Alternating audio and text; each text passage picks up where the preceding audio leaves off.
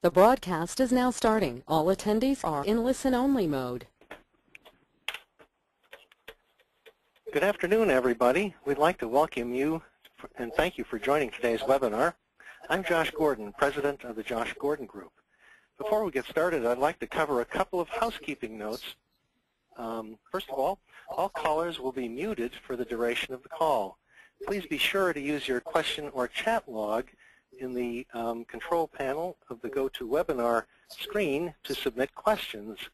We'll try to answer all your questions at the end of the webinar. Additionally, a recording of the webinar will be available in the Members Only Resource Center on the esaweb.org website. I'd like to start by thanking our guest panelists today. Let's see here. There's a lot of new changes going on in the home security market, a lot of new competitors, new technologies, and we're going to talk a lot about these different topics here. On your screen are a series of topics the survey we conducted in the industry asked, and we're going to have some expert advice to discuss these questions to make them more relevant for everybody on the call. Live with us on the call, we're excited to have the presidents of two leading security service companies who have extra expertise in these new areas we need to better understand. John Cerasuolo is president and CEO of ADS Security. Prior to joining ADS, he spent 17 years working in the telecommunications industry, working for AFC, a major technology supplier to telecom companies like Verizon and AT&T. Steve Firestone is the president of Select Security.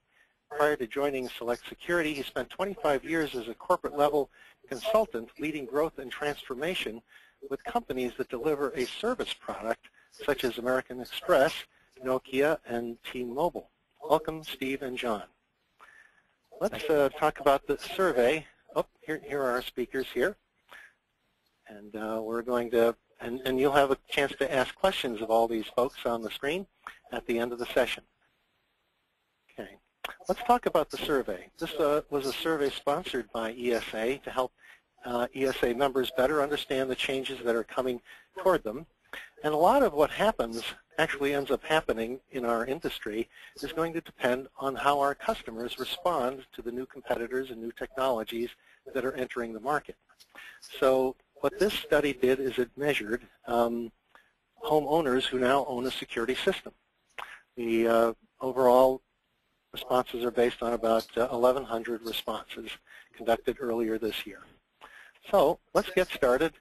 What we're going to do is I'm going to show some findings from the research, and then we're going to have Steve and John help explain and interpret these findings in terms of how they're relevant to someone like yourself who's trying to earn a living in this industry. First of all, how many years have you had your current security system? You can see that there's a lot of newcomers, but there's an awful lot of people who have had their security systems for quite a few years. This is also the sample. With whom do you currently live? We see that people who own security systems tend not to be loners. Only 14.4% of people say, I live alone. More often, they're living with a spouse, a dog, one or more children, etc.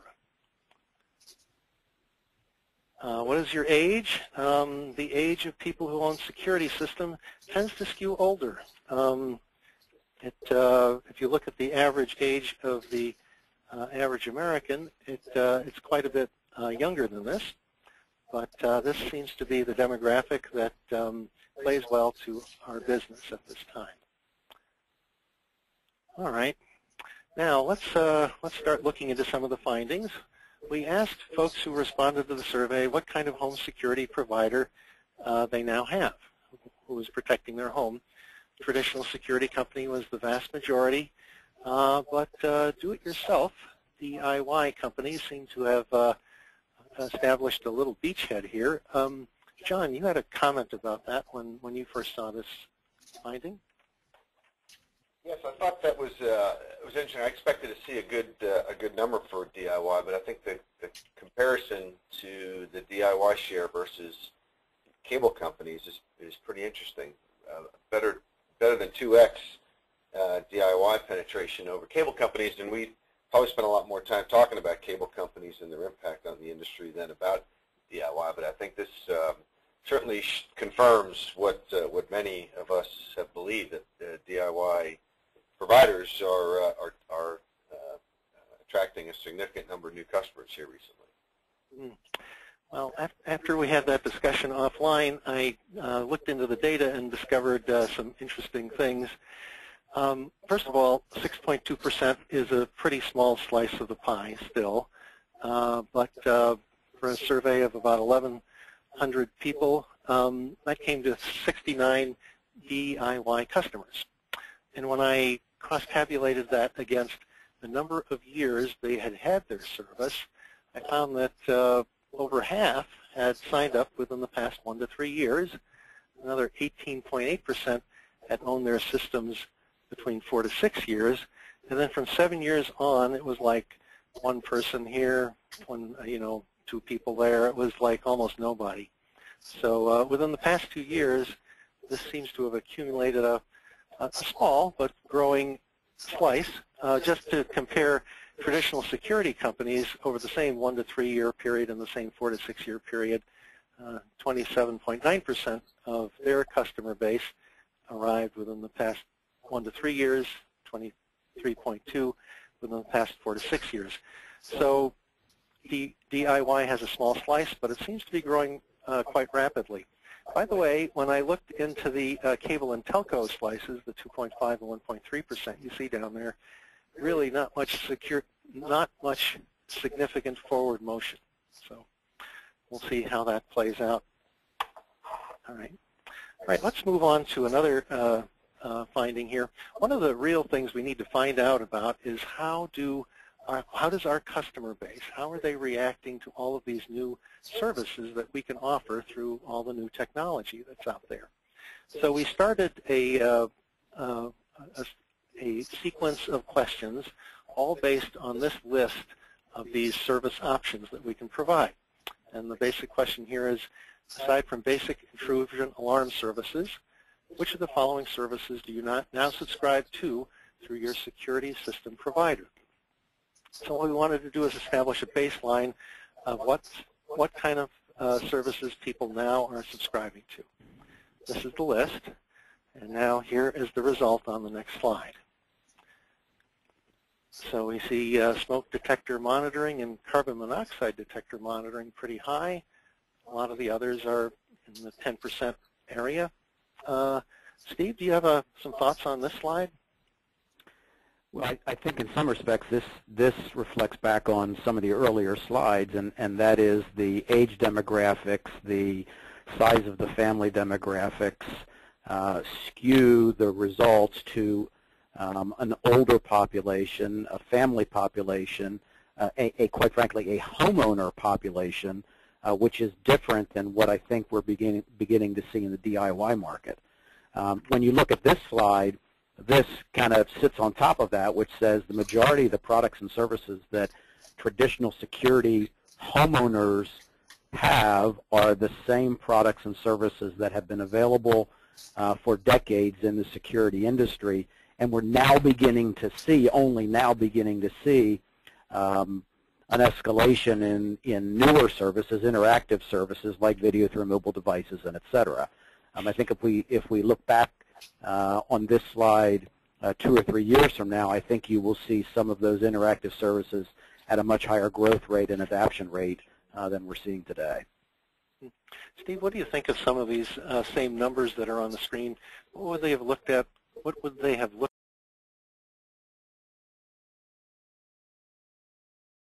except for things like video through mobile devices and mobile notification of door openings. The more traditional smoke detector monitoring, carbon monoxide, heat detector, et cetera, those would essentially look the same 5, 10 years ago. Okay, good. All right, so what we see here is the baseline. This is what people have now, a snapshot of the present. So let's take this same list of services and try to look ahead. And in the next slide, we're going to ask of the same list, the same exact list, the bottom of your screen, the items on that are the same. What services that you do not currently subscribe to are you interested in having? So this is a reflection of desire. This is what your current customer bases are saying, this is what we'd like to have. John, do you have some thoughts about this? Sure. So obviously there's a high interest in a range of mobile services that points out the opportunity that we all have with our existing customer base. Again, these skewed towards older customers. They've probably been with us for some time, and it's very likely they don't know that we offer these kind of services. And I think it's a great list of items for all of us to think about that we've got to be more aggressive at presenting to our existing customer base. I do have one other comment, though. On this slide and the previous slide, while the smoke detector penetration is really high at close to 60%, I do think that points out a big opportunity. I'm frankly disappointed that number isn't higher. I think as an industry, that is one of the unique selling features that we have, in particular in the future as we look to likely be competing against a lot of self-monitored options. I think that is something that as an industry we should be focused on getting much higher. There simply is no reason why much higher than 60% of our customers should be taking advantage of the benefit of monitoring their homes for the smoke detectors in their homes. Okay, good. All right. So here we have the options that people like, but now we're going to ask this question one step further. We're going to ask them to put their money where their mouth is, so to speak. We're going to say, again, with the same list of options, what one service do you not currently have but would consider switching service providers to obtain? So this is where the rubber meets the road. Would they like one of these services so much that they would consider getting a service from another supplier?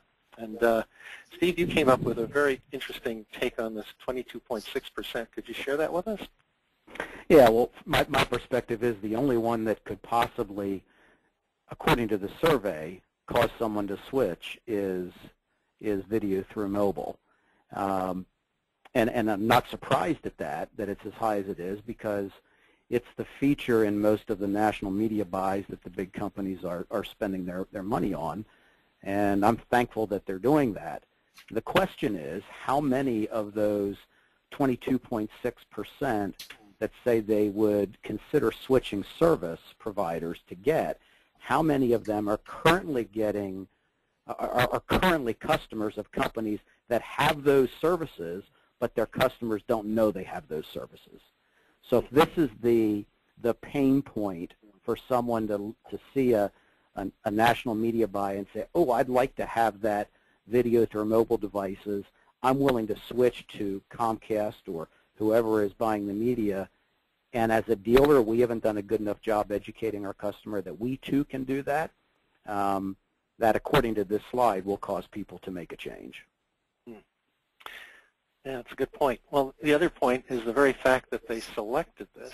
The question was, would you consider switching service providers to obtain? That implies that they do not believe their current supplier has these services, which may or may not be the case. Well, I would argue that most dealers that are members of ESA probably have this capability or are close to getting this capability. So to John's earlier point, that's an education opportunity for all of us. Yeah. John, you mentioned that you thought that video is a very hot technology, but that sometimes remote door locks or keyless entry might actually be a longer-term benefit to a consumer in the long run. Could you talk a little bit about that? Sure. I think Steve makes a good point about how easy it is if you're going to pick a service to try to communicate through the media. Services are a great one to highlight because it kind of gets everybody's attention. It's a sexy kind of a service. It's very appealing. But my experience with residential customers is the appeal for video is in some cases short-lived. It's a neat thing. It's kind of a fun toy. It's a neat thing to play around with. There are some folks that get certainly ongoing use out of it, but I think there's a good number of folks that think it's kind of cool, but don't necessarily 6 months or a year down the road continue to extract a lot of value out of it, as opposed to some services that might not be as easy to communicate, and that could be remote locking and unlocking, remote arming and disarming, remote locks. Those services, when I talk to customers, and my own personal experience, is that sometimes those services, which might not be as appealing in the sense of a customer saying that they would switch service providers to get that, might end up being much more kind of a lifestyle impact. It's important to us because if someone's using that lock every day or that remote arming or disarming, it's likely to stay with their provider. So I think this imbalance between video and all these other services is interesting, but I think the gap would not really be as big in the long term when you look at a service that's likely to keep a customer engaged. Okay. All right. Next thing we're going to do is we're going to do some A/B comparisons between those charts. So the first comparison is we're going to compare services that customers now have versus the services of interest to customers. So we're going to combine those first two charts. So here we have it here. Anyway, Steve, did you have some comments on when we start to compare these things with each other?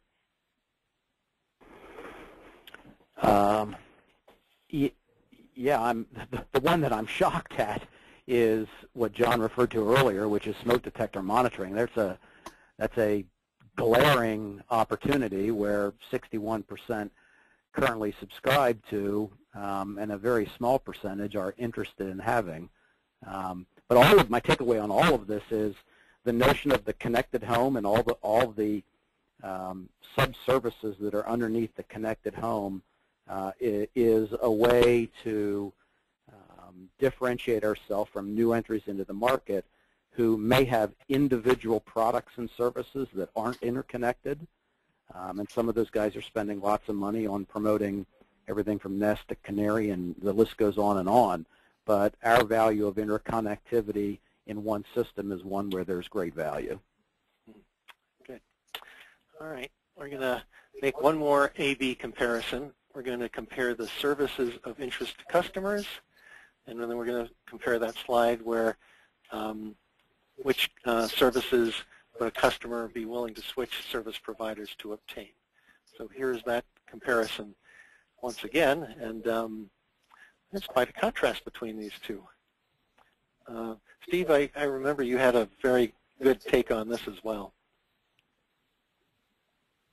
I'm trying to remember what my take was on this one, Josh. You said it was easy to say, boy, what thank you. I remember now. Yeah, so it's easy to say that you're willing to, or you're interested in having a product and service, but the question is, are you actually willing to pay for it? And I found this in other industries where when you do surveys of people who are presented with a cool new product or service offering, are they really willing to make a change? And the only one on this slide, again, to John's earlier point today, the only one that is close to being an even ratio is the video through mobile devices. But I do think John's right. Over time, those stickier daily use services are ones that are going to keep a customer. Yeah. Okay, good. All right. Does anyone have any comments about these groupings before we move on to a totally different subject here? All right. We have gotten a few questions. Folks are asking if the information is going to be available, and we can certainly answer that one now, and we will certainly make the recording of this webinar available right after the call. Great. I don't have any other questions yet, though. Great. Okay. And I'd encourage you all, if you see things that are of interest to you, please type in your questions in the corner of your GoToWebinar interface. You've got two top-level industry executives who are just here to answer questions. So let's move on to the next type of questions. This focuses on the role of the technology brands in the buying and selling process. And so during the initial sales call, what did your service provider tell you about the brands of equipment to be installed in your home? Now, among the manufacturing community, there's this urban legend that says that security service providers tell them that brands of products are not important. And I actually looked up that 1.8% of people there, and around 20 years ago, it seems that a lot of that sort of stuff happened because a lot of people who had their security system installed 20 years ago reported that that was a significant phenomena, but that has slowly degraded, and today there's almost no incidence of this. So happy to report that for any manufacturers who are listening in on this. But there's a lot of other topics here about did they explain the equipment, etc. Steve, you had some interesting points about the relationship between how this was a manufacturer versus dealer-related industry as far as technology goes. Yeah, unlike some other consumer industries, this industry, in my view, is a manufacturer-driven industry when it comes to what are the latest and greatest new products and services that the marketplace is interested in. It's not like the dealer universe as a whole is driving manufacturing technology development and R&D. It's the manufacturers that are driving it. Having said that, particularly in the residential space, my experience is that the homeowner is absolutely more interested in our brand and who we are and what we do than they are whether the product we're putting in is manufacturer X or manufacturer Y. And that is very different than some of the other industries that we've worked in. Okay, very good. Okay, let's move on to the next slide. Here we have different brands of security technology providers. Which are you familiar with? And we see a lot of the popular technologies that get installed in people's homes. And then on the next slide, we kind of do an A/B on that. We take the same list and we ask which of the following brands of security are currently installed in your home. And we see a huge drop-off in between awareness and actual awareness if these products are installed in your home, but we know they must be installed in people's homes somewhere. And yet to the far left of the screen, we see the most popular or most selected option is same as my service provider. So I don't know. John, do you want to comment on this slide here? Yeah, I think it confirms Steve's point earlier that that these customers in general, and it's a strength of the way our industry is structured and the way that we provide service to customers over the years, that they develop a lot of trust. That's a big part of our how we approach sales to customers, building that level of trust. And while these brands definitely are important, and you can obviously see names that customers have a lot of respect for and would know about, register on the list, I think by and large the strength of that customer relationship at least minimizes the how critical it is that the customers are comfortable with the manufacturing equipment. And again, I think that points to a strength of our industry, not just in terms of sales, but also in terms of the opportunity to keep these customers over the long term. Now, Steve, you've worked in industries where this relationship was reversed, where it was the manufacturers where, like you mentioned in the telco industry, people often say, gee, I want to buy a Samsung phone. Let's see, who has those? Does T-Mobile have it? Does Verizon have it? What's different in those industries than this industry?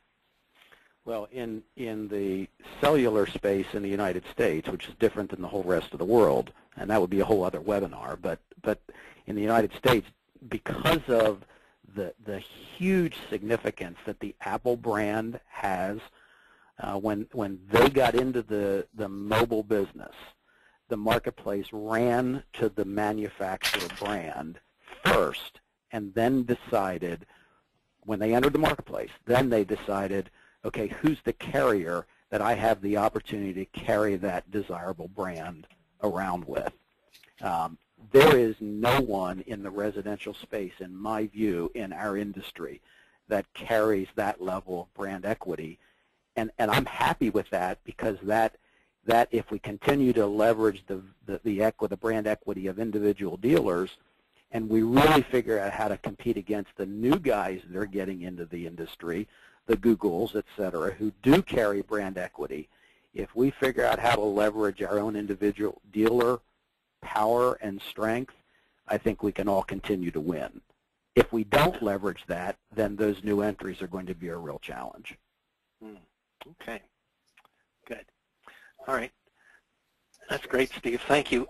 Again, to anyone listening in, if you have any questions, please, please, please enter them into the GoToMeeting interface, and we can answer them for you. All right. Josh, I do have some questions. So, oh, great. One participant is asking for Steve and John if you have any thoughts regarding specific methods that would be most effective for educating current customers about a dealer's capabilities. Good question. Sure. So I'll just take a shot at that. Certainly, there are more traditional ways of reaching out, and that direct mail is an expensive one. Email communication to existing customers is a much less expensive one, and a very easy way to communicate the value of some of these. But I think an important overlooked part of that is our teams, in particular our technicians, who are in these homes very often to provide service. And if shame on us if we're missing the chance when one of our talented technicians is in someone's home doing a service call, they don't take the opportunity to show the customer, hey, let me show you how I can look in at my home on the cameras in my house, check out this cool service. And we encourage our folks, it's not even about trying to sell those services. It's really just, hey, check out something really neat that I have.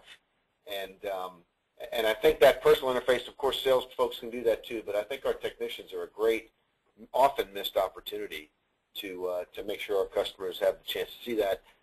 What you have to do is make sure your technicians understand those services and have them available to be able to quickly and easily demonstrate when they're in front of a customer. That's a great suggestion. Steve, do you have anything to add?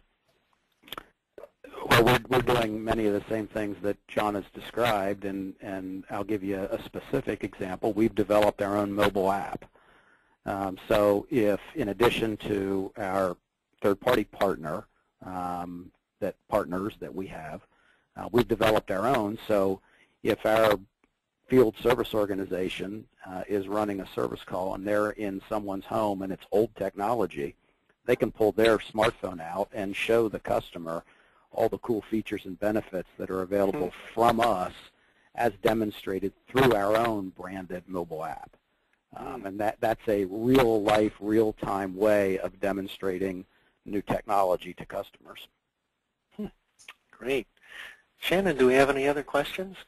We do. So another participant is asking, do the panelists think that the demographics of the survey respondents accurately reflect security customers, or are the majority older? Oh, I'd like to take a pass at that one. And there's a couple things there. One, traditional security customers, for most of us, have to be homeowners. So the fact that they're homeowners is going to skew the age older than the general population. So that's one. The second is, I think one of the areas, and I know the association is very keen on helping dealers both recruit but also sell to the younger generations. I think that as this connected home technology that we're talking about becomes more widely accepted, it's going to be faster accepted by a younger demographic. And from a marketing and sales perspective, dealers' abilities to go speak to that demographic, where they live and where they work and how they communicate, is going to change the overall demographics of a security owner.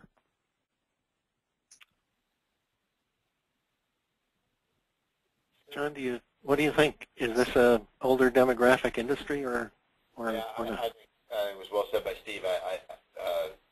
I think that pretty accurately represents what I would expect our demographic to be. Now, I think if we looked at our demographic over the last couple of years as opposed to our entire customer base, it probably would shift a little bit to the left on that chart because of some of these services that we've been promoting and the way that we've been promoting them, right? So companies are relying less on yellow pages that very few people except for very old folks use, and doing a lot better to present their services on platforms and mediums that would be used by younger folks on that spectrum. But again, it won't move much to the left just because of that the fact that we're looking at homeowners, and it's been increasingly difficult for young folks, especially in the last 5+ years, to be able to afford homes. So I think that's something we're going to be dealing with for some time. Well, you're absolutely true. There's been a decline in home ownership in the United States. In 2005, it peaked at almost at about 69%. Now, in 2014, the latest government statistics put it at 64%. So there's less people who are actual home owners in the United States as a percentage of the overall population. And let's not forget the way the question was asked also kind of skews toward an older demographic, because we asked, how many years have you had your security system? So a number of folks said, I signed up 1 to 3 years. I signed up between 4 to 6 years, and then on and on and on. And we had people who had signed up 25 years ago.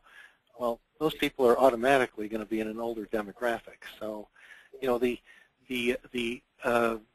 other way to ask that question would be to ask it of new homeowners, people who just bought their homes within the past few years, and we may see a very different demographic on that.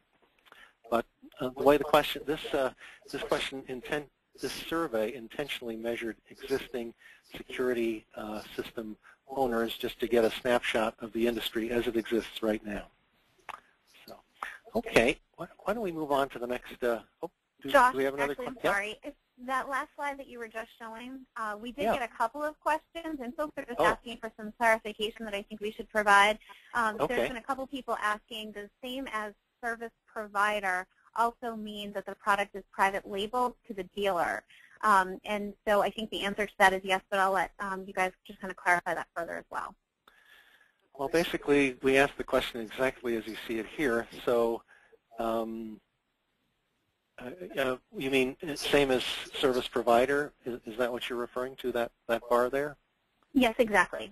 Yeah. Josh, I would think that in many of those cases, it might not be that the product is private label, but that the end customer doesn't know any other brand other than their security company and might not realize they have a product that's made by one of those other companies. They just assume it's made by one of us.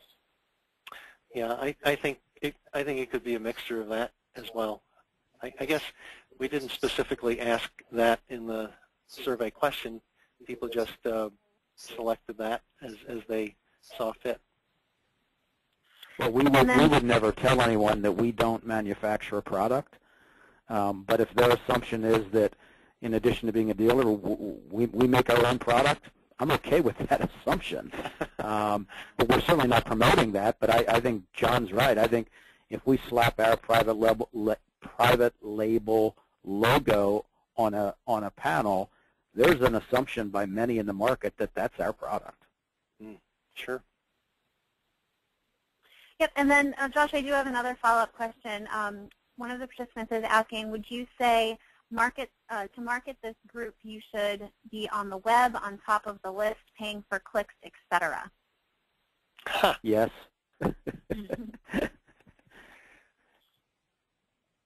Sure. Yeah, my short answer, Shannon, my short answer is yes, and that speaks to who are the buyers of our products and services today and in the future. And the industry has been at 20% penetration for the last 40 years of homes. And if we want to break that barrier, we need to speak to a different demographic than we've spoken to historically, not in place of, but in addition to.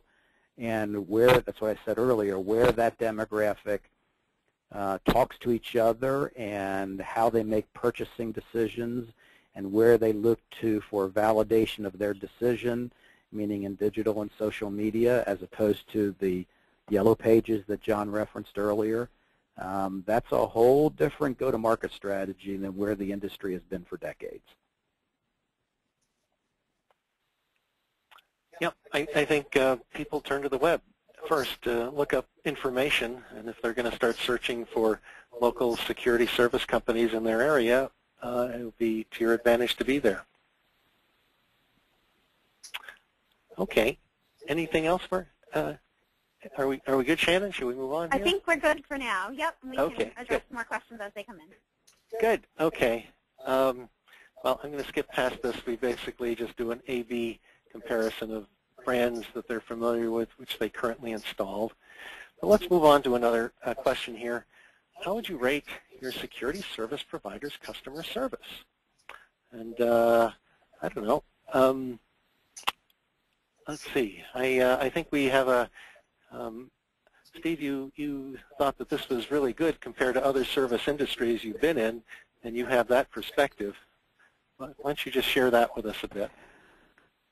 Well, without giving a sneak preview of the coming slides, because there's some relevant slides to follow this, these statistics compared to other service industries are terrific.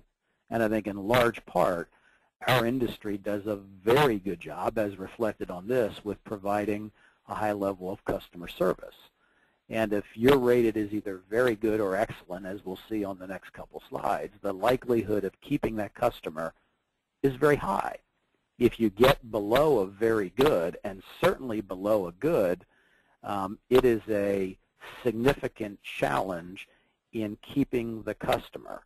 And we'll see that on the coming slides. But these numbers are really very good compared to most other service industries. Okay. John, is that your perspective? I think it's surprisingly good, but when you consider the challenges that our industry is facing, that all of us on this call are facing and are likely to face in the future from some of these new entrants, it's probably not good enough. And to Steve's point, if you think your service is good or satisfactory, you need to be looking over your shoulder, and we'll be successful as an industry when we can do a better job of providing very good and excellent service, and then we're much less susceptible to some disruptive influence in the industry if our customers are not looking for somewhere else because they're not all that happy with us. All right. Let's keep going here. We're going to take a little side track, and we will get back to the satisfaction scores because they're very important. This is a question that was a series of questions where people could select certain things that were true about their current security system. And these were two options on that question. I was adequately trained to use my security system at the time of installation. The other one, I'm still confused by the controls and features, and sort of a related pairing of response possibilities. What's true about your current security system? It's very simple to use, or it's complicated to use. Now, in some ways, let's see, both of you suggested this might be a self-fulfilling prophecy where, Steve, why don't you take it from here? I think our organization does a pretty good job of onboarding a new customer and explaining the features and benefits of their new home security system. Having said that, and I think on the previous slide, Josh, I think the majority of our customers, if you could go back, there you go, would say 58% would say, or some higher number would say they were adequately trained. The reality is there are so many features and benefits of connected home security and lifestyle management systems today that most people would likely say, yes, they were adequately trained and it's easy to understand, but we kind of leave money on the table because it can do way more than what we're training on necessarily, and all the additional features and benefits that could be RMR sources for us, we're leaving that on the table. So I actually think these two slides are a little confusing. Yeah, and then along comes a survey that says, are you adequately trained? Well, they know what they know. So based on that, they'll say, yes, I was adequately trained, but in reality, it's very possible there's a lot they don't know. So anyway. All right, why don't we move on to the next slide, which is, does anyone have any questions or thoughts about that? John, do you have anything you want to add to this? I was shocked to see those because I think my perspective, and probably a lot of folks on this call, our perspective is that our customers generally are not very adept at using their systems. But like you said, they're probably very good at doing tasks they do every day or frequently, but they exercise 25% of the capabilities of their system and just aren't aware of what else is available. But so I think we shouldn't assume by looking at this that we're good to go here and don't have any problems. Like we got to do a much better job, especially when we're installing new systems that have these broad range of capabilities.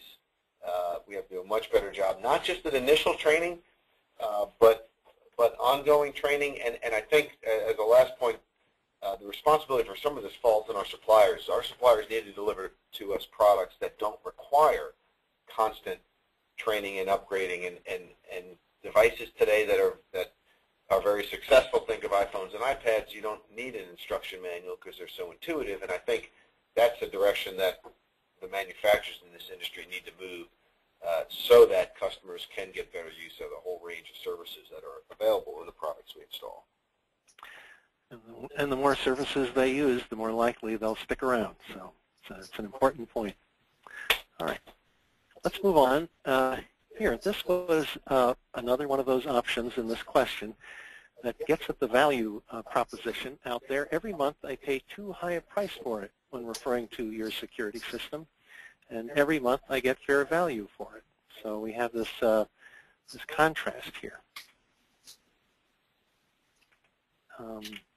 Let's see.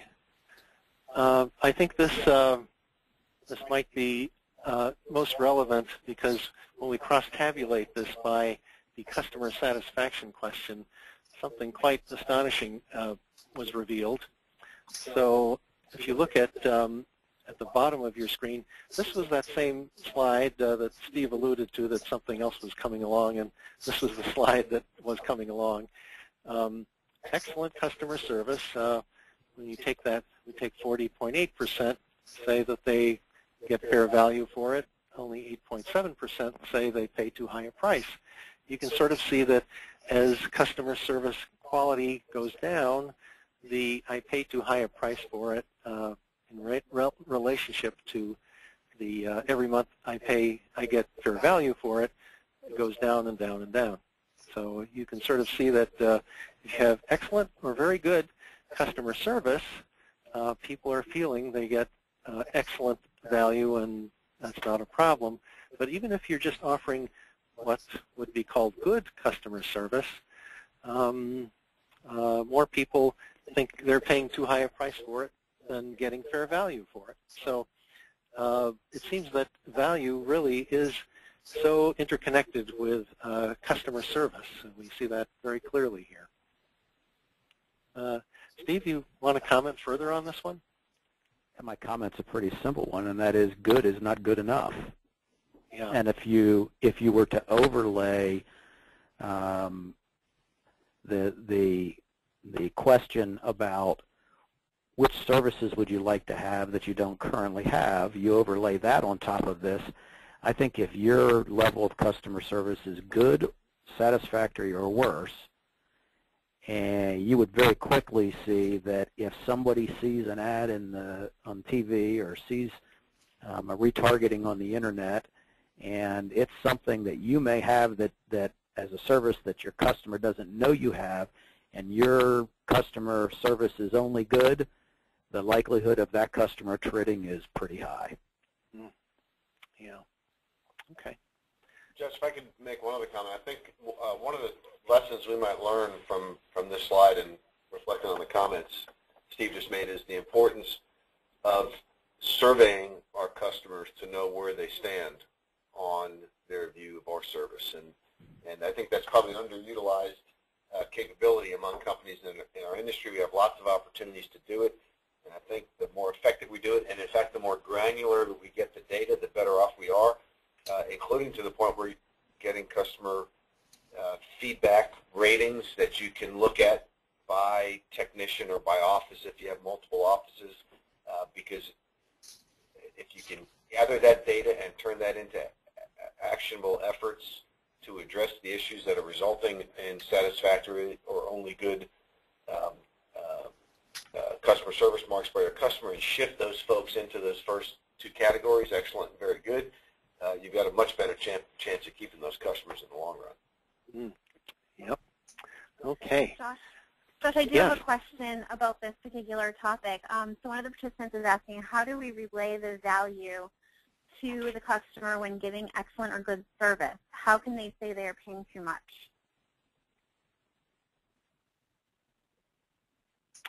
Well, it's a value call. The survey goes out. They say, "Are you paying too much?" Are you asking how we get them to admit that they think they're paying too much in a survey, or how we communicate the value that we don't deserve that rating?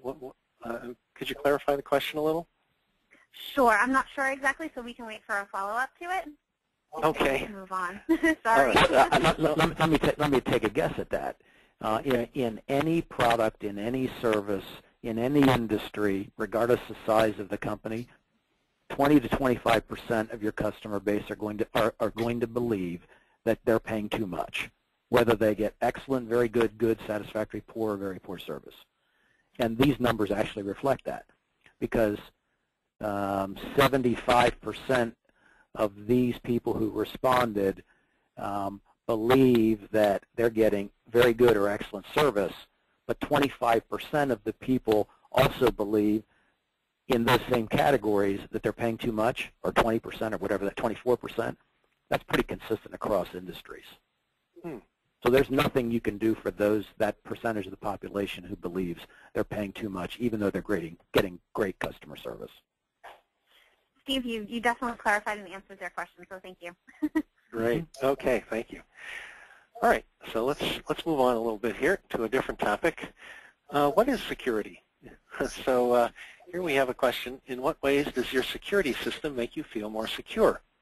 And what we see sort of going along the bottom of the slide are a lot of different things that people, I don't know, very often are talked about when we talk about the value that our industry as a whole offers. It's the feeling of well-being. My home is well protected. The alarm will scare off intruders, et cetera, et cetera. So, John, why don't you just put this into perspective for our, how does this relate to a company trying to sell security services? So I think obviously while we're talking appropriately about the whole range of services that we can provide to customers beyond security, home automation, home control type services, connected home services, we never should lose sight of how important it is for us to demonstrate to our customers and show them how our systems and services can protect them. And I think this points to a lot of things that customers value in the services that we provided them.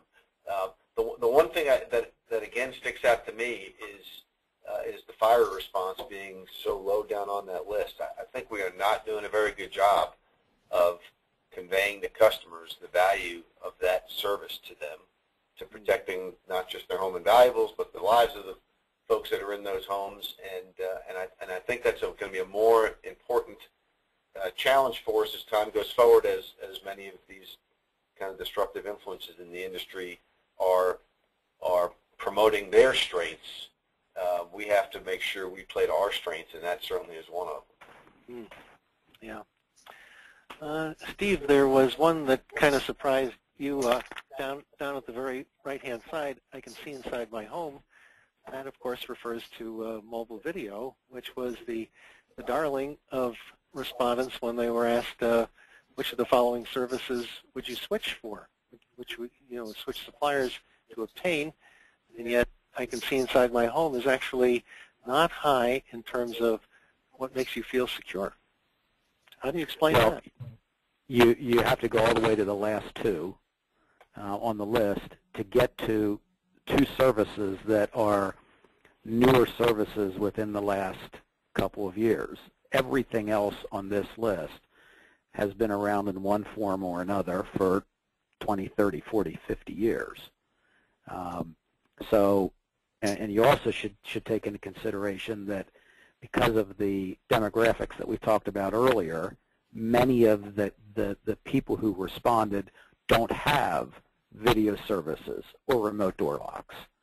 So just by the nature of the sample of the survey, you're going to get lower numbers or lower percentages. Do you think this means that people perceive video differently? Maybe it's not so much a security feature. It doesn't, scare away the bad guys or protect the perimeter. It kind of, I can watch the dog come in. I can watch the pool guy. I can, just monitor what's going on in my house. Less of a hard security benefit, more of a soft lifestyle benefit? Oh, I think the statistics bear that out. It's a lifestyle management service much more than traditional security, which is John's point, and that is as the new entries come into the business, we can't lose sight of the fact that people who currently who have bought security is important in addition to all the new features and benefits of the connected home. Yeah. All right. Good stuff. All right. Let's, before we move off to this slide, Shannon, do we have any questions about this? We don't. Okay, good. All right. What we're going to do now is we're going to take this same list of different benefits of a security system, and we're going to look at it against some demographic ideas. So let's see. Here we have men versus women. We asked sex in the survey so we could do a cross-tabulation, and we don't see a huge difference here. Small one reassures those I live with. There's a bit of a contrast there, but overall it's pretty much the same kind of reaction to a lot of these things. I'd be curious, when you go out to sell security services to a new family, there's men, there's women. Who's making the decisions? I think there's a lot of kind of talk that women want to defend the nest and men want to do this, but this kind of speaks to the idea that men and women are perceiving these values pretty similarly. What do you think?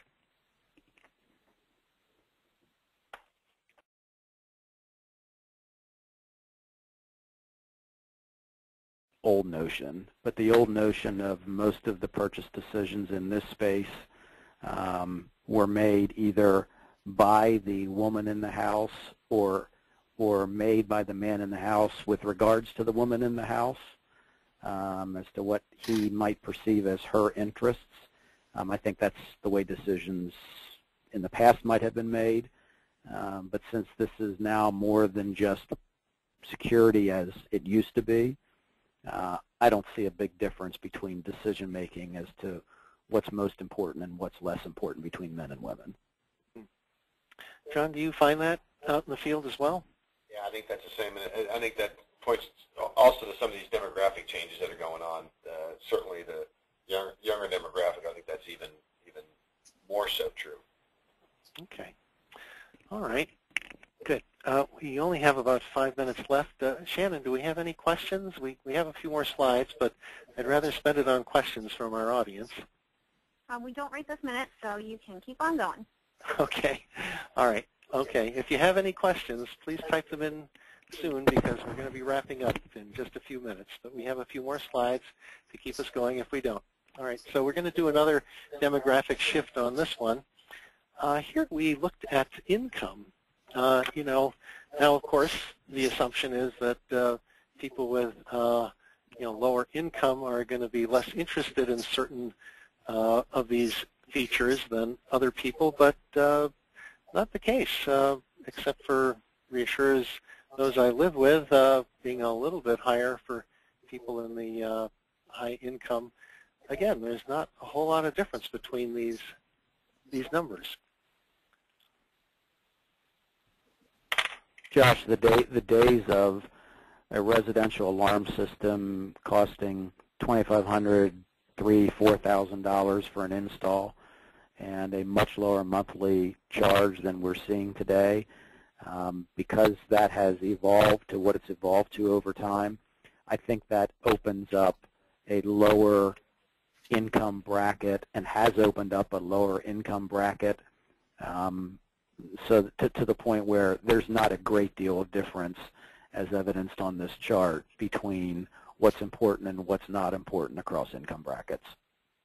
Okay. John, would you agree with that? I think so, and I think you're right. I think the differences in some of these are pretty modest and probably don't point to any significant differences across those ranges. Yeah. Okay. All right. Josh, I do have a question. Oh, good. One of our participants is asking, regarding advertising to existing and new customers, would the internet or something like Facebook get more responses? John or Steve? Sure. So the question, I think, is to our existing customers. So when you look at your customer base, I think you have to find every possible opportunity to get in front of them. And if a Facebook presence, and I think that's certainly one reasonable medium to try to reach those folks. But I think the right answer is you got to do it every way you can. If it's Facebook, if it's Twitter, if it's emails, if it's some advertising, whatever opportunity you can find to get that message in front of your existing customers is the right way to do it, and you just got to be where they are. So figure out where your demographics are and where those folks are likely to be, and put yourself in that spot. I'd like to go back to something that Steve mentioned earlier, which is the need to survey your customers. This is one area where I think surveying your customers is actually incredibly important, because media trends tend to change very quickly. You know, a few years ago, no one had heard of Pinterest. Now it's all the rage, and people on Facebook's advertising options have gotten much more robust just over the past 2 years. But it's easy to be distracted by the headlines and all the trade publications about advertising. The best way to find out where to advertise is to survey your customers and ask them where they're spending their time. Other than that, you're just trying to second guess based on what a lot of people say. But you know what? Your customers know exactly where they're spending their time, or where they're looking things up, or how they're looking things up. All you got to do is survey them. Josh, we're getting a flurry of questions, so I'm going to read some more here. All right, the next one is, doesn't social media also open up a can of worms when something bad happens with the customer's experience? Actually, something bad happen in a customer service environment with regards to social media can be a good thing, because the worst thing that happens is something bad happens and you don't hear from the customer, so you can't respond.